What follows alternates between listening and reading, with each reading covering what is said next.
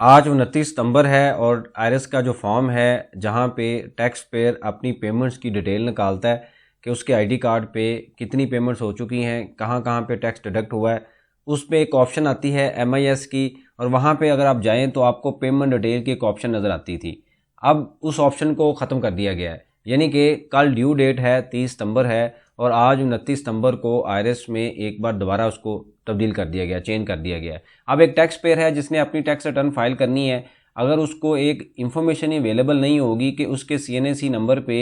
कितना टैक्स जमा हो चुका है, वो कैसे उसको चेक करेगा, उसको रिकनसाइल करेगा और किस तरीके से टैक्स रिटर्न फाइल करेगा। अब यही एक टैक्स पेयर है, इसकी इन्फॉर्मेशन जाके अगर आप मालूमात सेंटर में जाके देखते हैं तो वहाँ पे जाके देखेंगे तो वहाँ पे भी कोई इन्फॉर्मेशन नहीं आ रही। हालांकि कुछ टाइम पहले इसी टैक्स पेयर की इन्फॉर्मेशन हमने निकाली और देखी, वहाँ पे पेमेंट डिटेल आ रही थी और उसके ऊपर ये भी इन्फॉर्मेशन आ रही थी कि इसका कितना, इसके आईडी कार्ड पे कितना टैक्स जमा हुआ है, बैंक प्रॉफिट का कितना टैक्स था, इसके अलावा और कौन कौन सा एडवांस टैक्स जमा हुआ था। उसको देख के टैक्स पेयर अपनी टैक्स रिटर्न का डाटा बनाता है, रिकनसाइल करता है, जो चीज़ें उसको याद नहीं होती वहाँ पे देख के उसको याद किया जाता है और डाटा मैच करके बैंक के साथ रिटर्न फाइल की जाती है।